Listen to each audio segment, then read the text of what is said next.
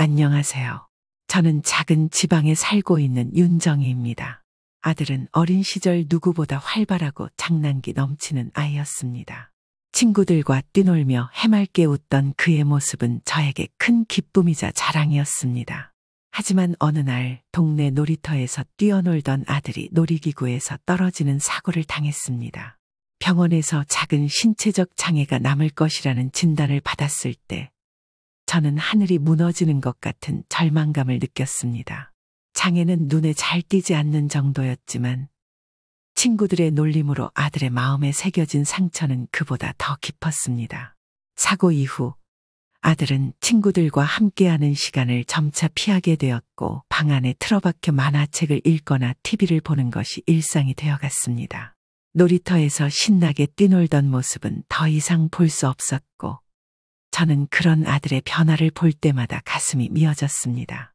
아이의 방문을 두드려 괜찮냐고 물으면 돌아오는 대답은 짧고 무미건조했습니다. 하지만 저는 그 뒤에 숨어있는 아들의 고통과 외로움을 모른 척할 수 없었습니다. 저는 아들이 학업까지 포기하게 둘 수 없었기에 세상과 완전히 단절되지 않도록 과외 선생님을 붙여주고 학교 상담 선생님과 꾸준히 소통하며 아들을 지키기 위해 애썼습니다. 수업 시간이 끝나면 차분히 과제를 마치는지 살펴보고 잠들기 전에는 오늘 하루는 괜찮았는지 아들의 마음을 읽어보려 했습니다. 그러던 어느 날 아들은 마침내 말을 꺼냈습니다. 엄마, 나 학교 그만두고 싶어. 그 한마디는 제 마음을 깊은 바닥까지 무겁게 가라앉혔습니다. 고등학교를 포기한다는 것은 단지 학업을 그만두는 것이 아니라 아들의 삶에서 중요한 연결고리가 끊어질 수도 있다는 뜻으로 들렸습니다. 그러나 저는 눈물을 삼키며 침착하게 아들과 마주 앉았습니다. 그만둔다고 하면 그만둔 후에는 어떻게 살 건지 생각은 해봤니? 대신 우리가 함께 이겨낼 방법을 찾아보는 건 어때? 저는 아들의 손을 잡고 이야기를 이어갔습니다. 내가 지금 너무 힘들다는 걸 엄마도 알아. 그렇지만 그 힘듦을 피하지 않고 마주했을 때 분명 내가 달라질 수 있을 거야. 엄마가 끝까지 내 옆에서 도와줄게. 저의 진심 어린 말에 아들은 처음에는 고개를 숙인 채 아무 말도 하지 않았습니다. 하지만 시간이 지나면서 조금씩 마음을 열기 시작했습니다. 그렇게 아들은 고등학교를 끝까지 마칠 결심을 했고 결국 집에서 가까운 대학교에 입학하게 되었습니다. 대학교에 다니면서 아들은 서서히 밝은 모습을 되찾아갔습니다. 캠퍼스에서 친구들과 웃으며 이야기하는 아들의 모습은 저에게 오래전 놀이터에서 뛰어놀던 모습이 떠오르게 했습니다. 그 해맑은 미소가 다시 보이기 시작했을 때 저는 모든 노력과 눈물이 헛되지 않았음을 느꼈습니다. 그 과정은 결코 쉽지 않았지만 저는 아들이 다시 세상과 소통하고 자신을 사랑하게 되는 모습을 보며 더할 나위 없이 행복했습니다. 저는 아들에게 이렇게 말했습니다. 내가 여기까지 온 것만으로도 엄마는 너무 자랑스럽다. 앞으로 어떤 길을 가더라도 엄마는 항상 너를 응원할 거야. 대학교에 입학한 아들은 처음에는 여전히 어색하고 소극적인 모습을 보였습니다. 새로운 환경에 적응하기란 그리 쉽지 않아 보였습니다. 강의실에서나 캠퍼스의 벤치에서도 늘 조용히 책을 읽거나 혼자 시간을 보내는 날들이 이어졌습니다. 그런 아들이 조금씩이라도 바깥 세상과 어울리길 바랐지만 억지로 밀어붙일 수도 없는 상황이라 그저 조용히 지켜볼 수밖에 없었습니다. 그러던 어느 날 영주라는 밝고 명랑한 여학생이 아들에게 다가왔습니다. 안녕, 너 우리 과 맞지? 같이 점심 먹을래? 따뜻한 미소로 아들에게 먼저 말을 걸었고 그날부터 둘은 조금씩 가까워지기 시작했습니다. 처음에는 영주의 적극적인 다가섬이 아들을 약간 당황하게 했지만 점차 그녀의 밝은 에너지에 끌려 마음의 문을 열게 되었습니다. 영주는 혼자 있는 아들을 지나칠 때마다 먼저 인사를 건네고 모임이나 활동이 있을 때마다 자연스럽게 아들을 초대했습니다. 오늘 우리 같이 과 친구들끼리 저녁 먹으러 갈 건데 너도 올래? 처음에는 망설이던 아들이 다음에 갈게라는 말에 작은 변화부터 보이기 시작했습니다. 결국 영주의 끈기와 배려 덕분에 아들은 서서히 친구들과 어울리며 학교 생활에 재미를 붙여갔습니다. 영주와 친구들이 함께하는 시간은 아들에게 새로운 세상을 열어주었습니다. 벤치에서 함께 커피를 마시며 웃고 떠드는 모습. 조별 과제를 함께 준비하며 늦은 저녁까지 도서관에 머무는 모습은 이전과는 완전히 달랐습니다. 저는 그런 아들의 밝아진 모습을 보며 마음 깊이 안도하고 기뻐했습니다. 그렇게 시간이 흐르며 영주와 아들은 단순한 친구 이상의 감정을 느끼게 되었고 결국 연인 사이로 발전했습니다. 영주는 아들의 내면의 상처를 이해하며 조심스럽게 다가왔고 그런 그녀에게 아들도 점점 더 마음을 열었습니다. 내가 있어서 내가 여기까지 올 수 있었던 것 같아. 아들의 고백에 영주는 눈을 반짝이며 말했습니다. 우리 서로 힘이 되어주자. 영주와의 교제는 아들에게 또 다른 변화를 가져다 주었습니다. 학교를 향하던 아들의 발걸음은 한층 가벼워졌고 집에 돌아올 때는 얼굴에 미소가 떠나지 않았습니다. 영주와 함께 찍은 사진들이 휴대폰에 점점 늘어갔고 저에게 소소한 이야기를 들려주기도 했습니다. 오늘 영주랑 같이 카페 갔다 왔어요. 다음 주 주말에는 친구들이랑 펜션 놀러 가기로 했어요. 저는 그 모습을 보며 가슴이 벅차올랐습니다. 어릴 적 사고로 잃어버렸던 아들의 웃음과 활기는 이제 서서히 제자리를 찾아가는 듯했습니다. 영주는 단순히 아들의 연인이 아니라 그의 마음에 따뜻한 빛을 비추는 존재였습니다. 저는 아들이 영주와 함께하는 모습을 보며 생각했습니다. 이제야 너도 내 삶을 즐기고 있구나. 내 곁에 그런 좋은 사람이 있어 다행이야. 엄마는 이제 내가 정말 행복하길 바란다. 제가 여기까지 올 수 있도록 엄마가 도와주신 덕분이라고 생각해요. 감사해요, 엄마. 아들의 얼굴에 환한 웃음이 떠오를 때마다 저는 마음 깊은 곳에서 안도의 한숨을 내쉬며 더없이 큰 행복을 느꼈습니다. 대학교 생활을 즐기며 점차 활기를 되찾아가던 아들은 영주와의 관계 속에서 새로운 감정을 배우고 있었습니다. 영주는 아들에게 단순히 연인 이상의 존재였습니다. 그녀는 아들의 과거 상처를 이해하고 그의 내면을 있는 그대로 받아주며 삶에 대한 새로운 희망과 자신감을 심어주었습니다. 그러나 저는 아들의 미래에 대한 걱정을 떨칠 수 없었습니다. 아들은 여전히 취업이라는 큰 문턱 앞에 서 있었고 결혼이라는 단어는 그의 인생에서 너무 먼 이야기처럼 느껴졌습니다. 아들이 점점 더 성장해 가는 것을 보면서도 그 과정에서 그가 감당해야 할 현실의 무게가 얼마나 클지 알고 있었습니다. 그러던 어느 날 영주는 아들에게 결혼에 대한 이야기를 꺼내기 시작했습니다. 나중에 우리 둘이 결혼하면 이런 집에서 살고 싶어. 아이도 둘쯤 낳고 함께 여행도 다니고 싶어. 영주의 꿈은 순수하고 따뜻했지만 아들에게는 너무나 먼 이야기처럼 들렸습니다. 아들은 늘 고개를 끄덕이며 영주의 이야기를 들어주었지만 자신의 마음속에서는 현실적인 걱정이 떠나지 않았습니다. 하지만 예상치 못한 일이 찾아왔습니다. 영주가 임신을 했다는 사실을 알게 된 것은 두 사람 모두에게 엄청난 충격으로 다가왔습니다. 아들은 처음에는 믿을 수 없다는 표정으로 멍하니 서 있었고 영주는 떨리는 목소리로 말을 꺼냈습니다. 우리 아이가 생겼어. 솔직히 처음에는 너무 무서웠는데 이 아이를 꼭 지키고 싶어. 아들은 영주의 말을 듣고 한참 동안 아무 말도 하지 못했습니다. 자신조차 감당하기 벅찬 삶 속에 또 다른 생명을 책임져야 한다는 것은 그가 한 번도 상상해보지 못한 일이었습니다. 그는 밤새 고민하며 저에게 사실을 털어놓았습니다. 엄마, 제가 지금 어떻게 해야 할지 모르겠어요. 아들은 자신의 상황을 고백했습니다.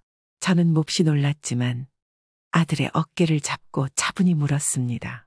영주는 뭐라고 하니? 영주는 아이를 낳고 싶대요. 저도 책임져야 한다는 건 알겠는데 너무 무서워요. 제가 잘할 수 있을까요? 그는 깊은 한숨을 내쉬며 아들을 바라보았습니다. 그 순간 저는 아들이 여전히 자신의 아이처럼 느껴졌지만 이제는 한 가정을 책임져야 할 어른으로 성장해야 한다는 것을 깨달았습니다. 내가 어떤 선택을 하든 엄마는 내 옆에 있을 거야. 하지만 아빠가 된다는 건 장난이 아니야. 영주와 함께 잘 이야기해보고 너희가 책임질 수 있는 삶을 계획해야 해. 아들은 영주와 다시 마주 앉아 진지하게 이야기를 나눴습니다. 두 사람 모두 두려움과 걱정 속에서 서로의 손을 잡았지만 결국 함께 아이를 키우기로 결심했습니다. 영주는 눈물을 흘리며 말했습니다. 우리가 함께라면 괜찮을 거야. 내가 내 옆에 있어준다면 난 뭐든 할 수 있어. 그 후로 아들은 더욱 성숙한 모습을 보이기 시작했습니다. 취업 준비에 전념하고 아이를 맞이할 준비를 하며 스스로의 부족한 점을 채워나가려 노력했습니다. 저는 그런 아들의 모습을 보며 안타까움과 자부심이 뒤섞인 복잡한 감정을 느꼈습니다. 제가 어릴 때 겪었던 그 아픔을 다시 느끼고 싶지 않아요. 아들의 말은 진심이었고 저는 그런 아들에게 마음속 깊은 응원을 보냈습니다. 아들은 영주와 함께 부모가 될 준비를 해나가며 비로소 자신의 인생에서 가장 중요한 책임감을 배우기 시작했습니다. 아들의 얼굴에는 다시 웃음이 돌아왔고 영주와 함께 꾸려갈 미래에 대한 희망도 서서히 싹트고 있었습니다. 아들이 영주와 아이를 책임지겠다는 결정을 한 후 저는 마음을 다잡았습니다.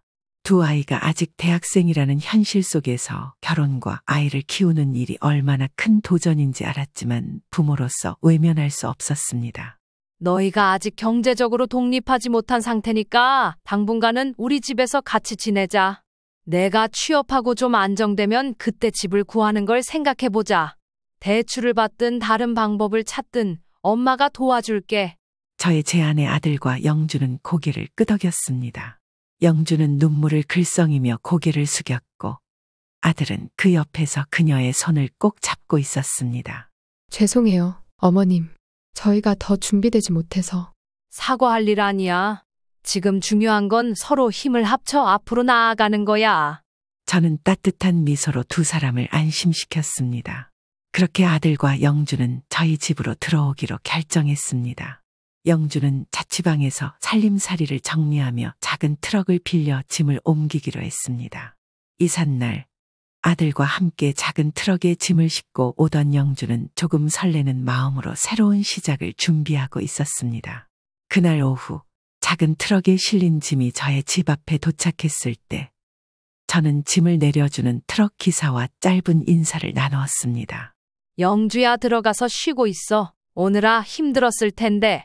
아들은 짐을 하나씩 옮기기 시작했습니다.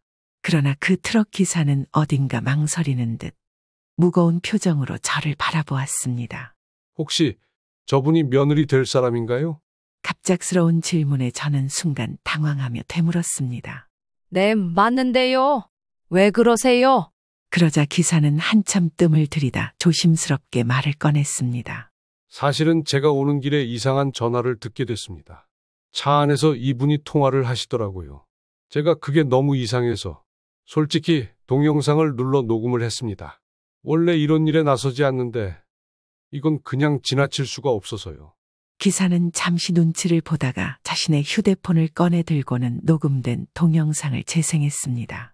화면은 깜깜했지만 며느리 영주가 옆에서 전화를 하는 소리가 어렴풋이 들려왔습니다.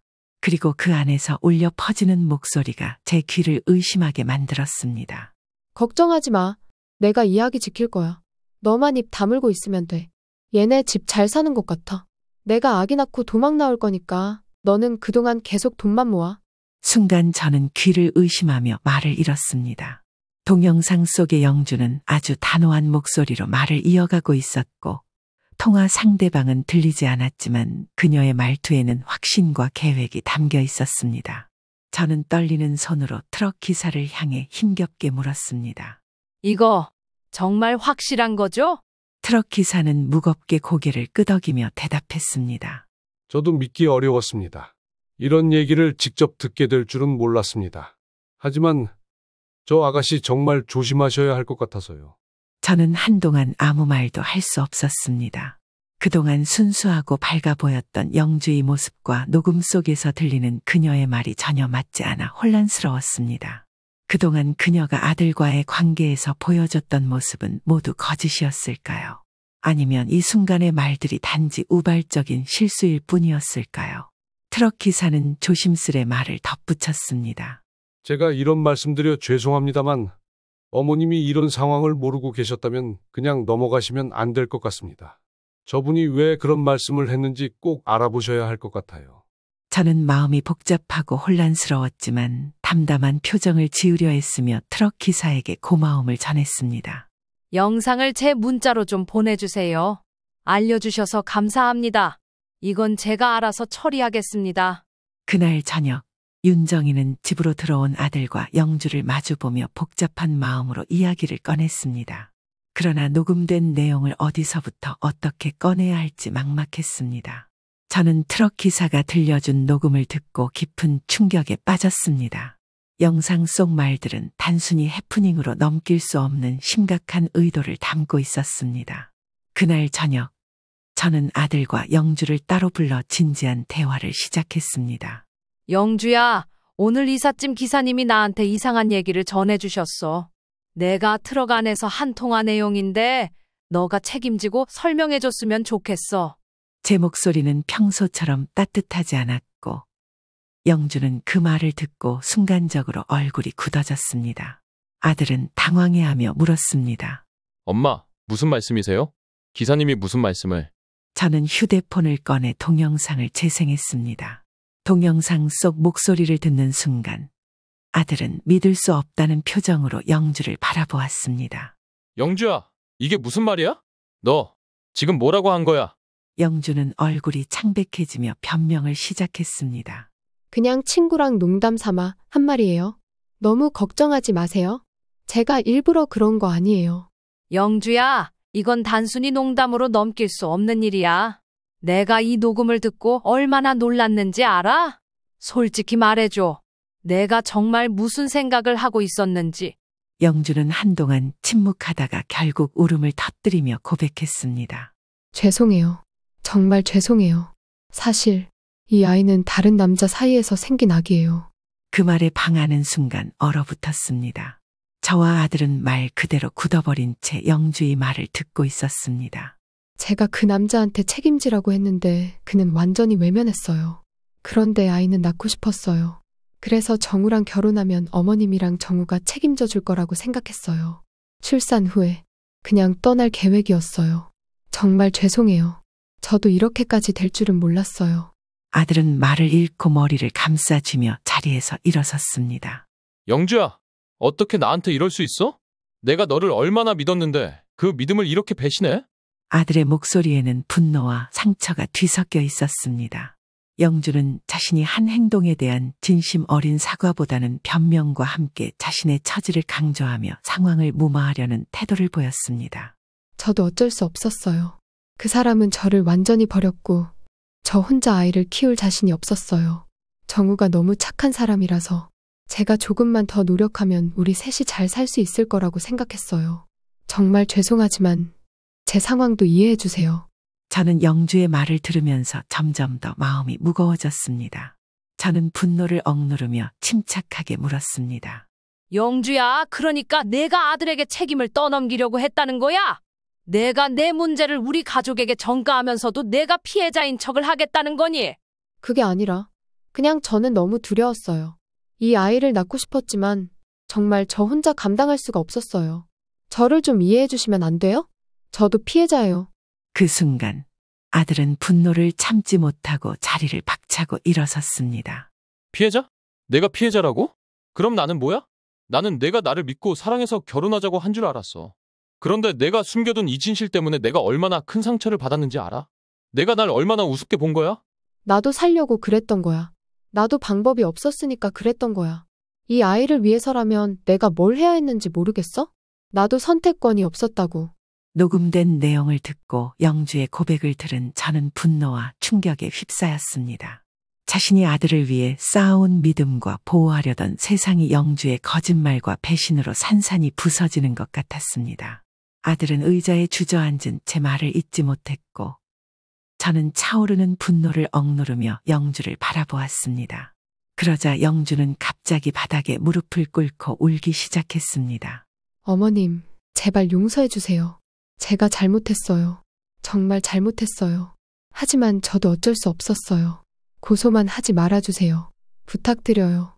그녀는 연신 고개를 숙이며 눈물을 흘렸지만 제 눈에는 그 모습이 더는 동정의 여지를 남기지 않았습니다. 내가 이 집에 들어와 우리 가족을 이용하려고 했다는 사실이 이미 드러났어. 지금 와서 빌어도 내가 한 행동을 없었던 일로 만들 수는 없어. 영주는 계속 울며 빌었습니다. 그러나 저는 단호했습니다. 내 아들은 내 거짓말에 속아 인생을 걸려고 했어? 내가 이 상황을 용서한다면 내 잘못은 아무도 책임지지 않겠지. 하지만 내가 반드시 이 책임을 묻고 말 거야. 저는 더 이상 말을 듣지 않고 자리에서 일어섰습니다.